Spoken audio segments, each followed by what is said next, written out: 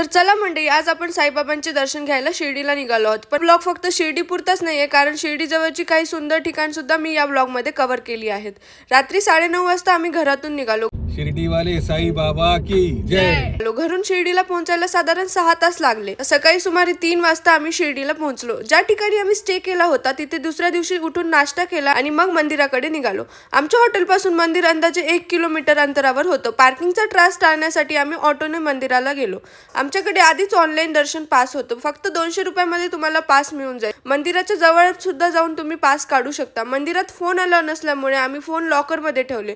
पप्पा म्हणाले एक फोन ठेवूया, पकडला तर नवीन घेऊन देईल, असं म्हणत आम्ही देवाच्या नावावर सोडून आम्ही पुढे निघालो. दर्शनासाठी फूल घेतली आणि साईबाबांच्या चरणी मनापासून प्रार्थना केली. गर्दी फार नव्हती. साधारण 30 ते 40 मिनिटातच आमचं दर्शन झालं.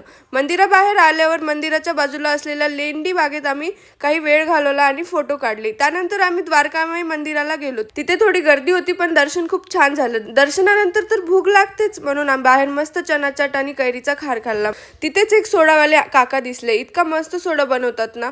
हॉटेल विनायकच्या समोर हा सोडा नक्की ट्राय करा शिर्डीला आलात तर. त्यानंतर हॉटेलवर जाऊन आम्ही चेकआउट केला आणि मग निघालो प्रसादालयाकडे. मंदिरापासून थोड्या अंतरावर प्रसादालय आहे. फक्त 50 रुपयात तुम्हाला पोटभर स्वच्छ आणि स्वादिष्ट जेवण मिळतं, तर तुम्ही नक्की जा तिथे. तिथून पुढे आम्ही गेलो शनी शिंगणापूरला. इथे शनिदेवाला तेल अर्पण केलं जातं. असं मानलं जातं की तेल अर्पण केल्याने 7/7 आणि अडचणी दूर होतात.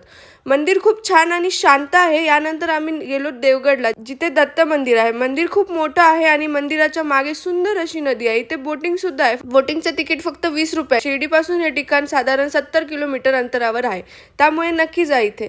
रात्री आम्ही समृद्धी महामार्गाने परत घरी निघालो. तर मंडळी, तुम्हाला हा व्हिडिओ आवडला असेल तर लाईक करा आणि शेअर करा आणि चॅनलला सबस्क्राईब करायला विसरू नका.